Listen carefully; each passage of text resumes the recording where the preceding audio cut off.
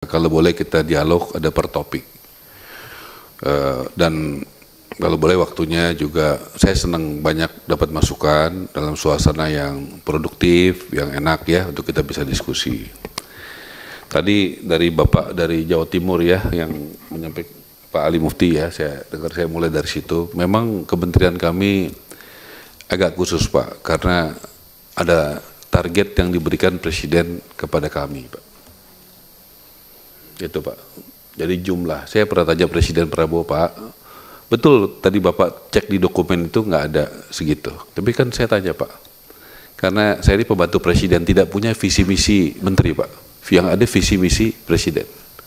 Pak bagaimana sih rencananya? Ya kita harus optimis, itu jawabannya. Pertumbuhan ekonomi 8% ya. Menteri berusaha untuk mencapai 3 juta rumah dibangun dan renovasi per tahun. Itu disampaikan kepada saya.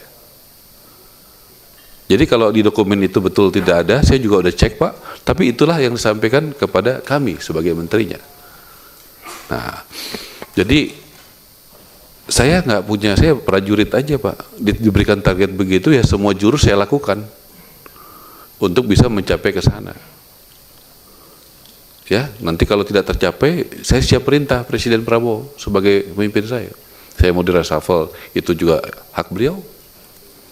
Ya, dan apapun saya terima. Itulah konsekuensi Pak, jabatan. Sebagai menteri yang punya target yang terukur.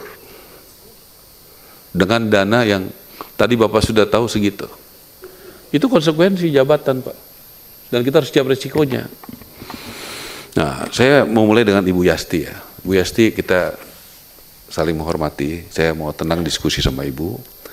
Tolong Ibu tadi sampaikan, saya pernah bicara menyampaikan berjanji membangun 3 juta rumah MBR gratis per tahun. Betul ya Bu ya? Tolong Ibu cari buktinya ya. Tolong ya, please. Katanya kan Ibu saya ngomong di sini ya. Ya, tolong ya. Teman-teman ada di sini semua. Dan tolong jujur, pernah nggak saya ngomong begitu?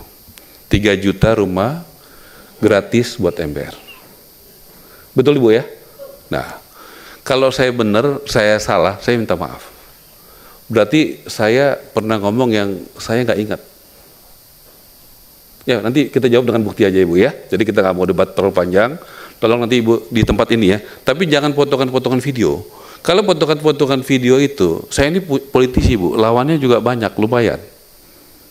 Ya, saya saja sama Pak Hasim suka diadu domba. Itu pernah saya bilang salaman begini nggak jadi, kan teman-teman pernah lihat viral kan? Ya, banyak kita diadu domba. Supaya orang juga nggak senang saya sama Pak Hasim kompak. Kita berdua padahal kompak dari dulu sampai sekarang. Jadi kalau boleh, saya minta betul. Dan saya kalau saya salah, saya minta maaf secara terbuka. Bahwa saya pernah ngomong 3 juta rumah gratis MBR setiap tahun, seperti yang Bu Yasti ngomong. Betul ya Bu ya? Ya, baik Bu. Saya kasih videonya Pak. Baik, oke, LCD ya. Potongan. Nah, ya, bukan potongan ya. Baik, nggak apa-apa. Kan di tempat ini kan, saya ngomongnya kan. Ya, baik Bu ya, nggak apa-apa. Jadi kita supaya bicaranya jelas. Menurut saya nggak pernah. Menurut Ibu pernah, kan nggak bisa diskusi lagi kan. Berarti masuk ke wilayah bukti aja. Ya, kalau saya salah, saya janji saya minta maaf terbuka, sportif. Kalau Ibu salah, Ibu minta maaf juga ya. Ya, sama-sama supaya kita jadi orang yang sportif ya Bu ya. Gitu, itu. Jadi fair ya, begitu.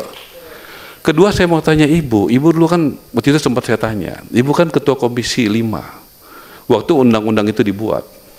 Sekarang Ibu gencar sekali soal undang-undang berimbang. Tadi ini ada tadi Pak siapa yang di sini tadi PKS? Pak, saya, kalau nggak ada orangnya saya perlu jawab atau enggak? Enggak, saya tanya, nggak enak juga kan kalau ada Ibu Yasti kan ada di tempat. Tertulis saja Pak, tertulis saja benar orangnya. Saya mau tanya kalau ada orang, tidak ada orangnya, aturan main di sini seperti apa? Apakah saya harus jawab atau bagaimana? Silakan Pak, saya ikut Bapak. Sebenarnya itu kalaupun ada orang bisa dijawab, tetapi terbaik nggak usah dijawab kali ini karena tertulis saja ya. Karena kan habis teman menyampaikan kan teman lain bisa menangkap itu informasinya kayak apa. Tetapi baiknya barangkali kali ini karena ada orangnya tertulis saja. Jadi saya patuh aja Pak, saya patuh atas kesepakatan rapat. Ya, atas kesepakatan rapat. Kalau Ibu Yasti ada tunggu di sini, kita bisa diskusi kan. Nah saya mau tanya Bu, Ibu kan ketua komisi 5 waktu itu. Undang-undang itu kan bagus buat keadilan, betul nggak Bu? Sekarang Ibu gencar sekali Saya baru jadi menteri, di 3 bulan pertama aja Ibu tanya terus. Nah, tadi juga ada yang tanya kita one man show. Tidak Pak, kami kompak sekali Pak. Bapak boleh interogasi aja eselon 1 kami. Ya, saya rasa kami sangat kompak sekali, lahir batin. Sampai istri-istrinya aja kompak Pak. Ya, bikin kegiatan sosial. Jadi tolong informasinya juga tolong di cross check supaya kita jadi bijak ya bagaimana. Tapi saya terus terang, saya punya lawan politik yang mungkin tidak suka kami melakukan terobosan sana sini. Dan saya minta rakyat Indonesia juga objektif melihat itu. Lihat saja pandangan-pandangan di sini. Mungkin ada yang percaya, ada yang tidak, ada yang optimis, ada yang tidak, ada yang mendukung, ada yang tidak. Inilah potret daripada pandangan-pandangan rakyat Indonesia. Iya kan? Maaf ya, dari pandangan Pak beliau tadi sampaikan, satu fraksi saja berbeda Pak. Saya hanya mau menyampaikan itulah pandangan Pak Menteri. Ya. Interupsi, silakan. Ya, dan terakhir Pak ya, saya menghormati semua Pak, ya. Dan kalau memang kita mau satu pikiran, jadi saya minta tadi Bu Yasti, tolong saya mau fokus dulu nih Pak, karena saya pengen menunggu kesempatan ini.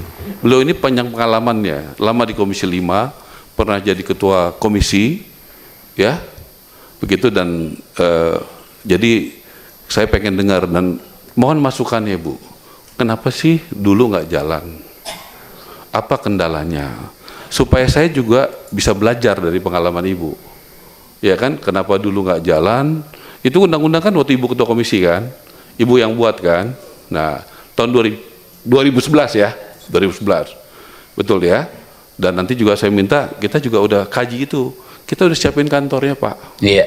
Ya, tunggu dulu Pak Menteri, saya minta maaf ada interupsi. Tatip mengatakan interupsi harus dipenuhi dulu Pak Menteri. Oh iya, silakan Pak. Silakan Pak. Terima kasih Pak Ketua. Ya, pimpinan Pak Menteri, pada prinsipnya kami semua udah Komisi 5 mendukung sebagaimana yang disampaikan Bu Yasti ya. Jadi niat kami ini untuk memperkuat, tidak ada niat lainnya. Jadi tidak ada niat-niat yang kurang baik lah Pak Menteri begitu. Jadi nanti yang lain-lainnya mungkin bisa kita diskusikan lebih lanjut pimpinan, menurut saya begitu. Jadi supaya target-target yang dicapai itu bisa terwujud Pak Menteri, tidak ada niat-niat lain. Mungkin begitu yang bisa saya sampaikan. Terima kasih Pak Siano, makasih. Yang bicara tadi Pak Menteri Kapoksi PDIP. Ya, terima kasih Pak Dino. Ya, silakan Pak Menteri. Saya terima kasih dan saya merasakan betul Bapak mendukung program pemerintah. Saya juga objektif kok. Ya, kalau iya saya katakan iya, kalau tidak saya katakan. Mungkin boleh dikasih kesempatan Ibu Yasti supaya kita bisa dialog yang tenang, yang objektif, produktif, supaya saya juga belajar dari situ. Kalau boleh, itu saya menunggu. Terus ya pimpinan. Biar saya silakan Pak Boy. Ya, ini saran saja. Menurut saya sebaiknya rapat ini kita laksanakan sesuai dengan tatip saja. Artinya pimpinan tetap pegang kendali di sini, pimpinan sidang tidak usah ada lagi yang sifatnya tanya jawab antara Pak Menteri dan anggota, karena sesinya kan sudah selesai. Silahkan Pak Menteri jawab saja. Tidak perlu harus bertanya lagi kepada anggota yang hadir di sini. Yang utama menurut saya pimpinan harus mengatur jalannya sidang ini agar tertib sesuai dengan yang sudah kita sepakati bersama. Saya pikir itu Ketua, terima kasih. Terima kasih. Bagaimana anggota yang terhormat sepakat izin, semua? Sepakat. Pak Pimpinan. Tunggu dulu. Izin Ketua. Saya izin. Tunggu dulu. Ada Pak Danang. Ya artinya Pak Menteri jawabnya langsung der seperti yang ditanyakan saja Pak Menteri. Jangan terlalu apalah gitulah ya pokoknya. Tadi pertanyaannya apa aja dari anggota, silakan aja. Sampean jawab plus yang masalah hunian 1, 2, 3 seperti ini, kendala seperti seperti itulah. Oke, artinya Pak Danang setuju dengan Pak Boymen ya, Pak Ketua. Pimpinan. Silakan Bu Yasti, masih kaitan ini ya, silakan. Terima kasih supaya ini jelas semua bahwa undang-undang ini, Undang-Undang Nomor 1 Tahun 2011 tentang Perumahan dan Kawasan Pemukiman, Undang-Undang Nomor 20 Tahun 2011 tentang Rumah Susun, itu disusun pada saat saya Ketua Komisi 5. Betul Pak Menteri. Kemudian undang-undang itu atas inisiatif pemerintah. kami di sini membahas bersama pemerintah dan semua stakeholder tentunya. Maka lahirlah undang-undang itu. Karena selama ini payung hukumnya tidak jelas. Kemudian selesai di 2011, Pak Menteri kan pernah anggota DPR RI 15 tahun. Pak Menteri kan pasti tahu dong, undang-undang ini efektif nanti kapan. Nah, yang jadi persoalan ini, bola itu sudah di pemerintah, Pak Menteri. Kemudian peraturan pemerintah itu baru terbit di 2021. Apa yang harus kita awasi, Pak Menteri? Ini belum di breakdown di dalam peraturan pemerintah. Jadi kalau Pak Menteri bilang saya waktu Ketua Komisi 5 betul, kenapa saya tidak melaksanakan pengawasan? Ya apa yang saya mau laksanakan? Ini ada di pemerintah, pemerintah belum menyiapkan peraturan turunannya.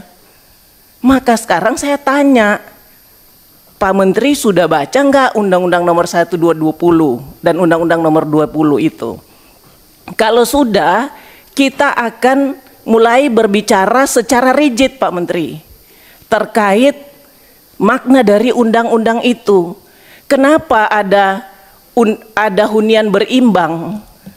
Karena pada saat itu ada eksklusif, ya, rumah mewah, rumah menengah. Maka kita buat itu, Pak Menteri, dan itu dimnya dari pemerintah. Kita hanya menyetujui dim dari pemerintah itu. Maka sekarang Sudah cukup saya jelas, tanya, Bu. ya. Sudah cukup jelas. Saya kira itu. Terima kasih. Ya, sudah cukup. Pak Ridwan. Tampilkan ini surat yang sudah kami kirimkan Silakan Pak Sarif. ke pemerintah, ke Presiden. Tunggu dulu Pak Menteri. Pak Sarif dulu. Enggak, Iya. jawaban ini Pak, jawaban yang Nggak, dari Bu sebentar, Yasti. Pak. Sebentar Pak. Oke, Saya baik. minta di ruang ini kan ngatur di pimpinan.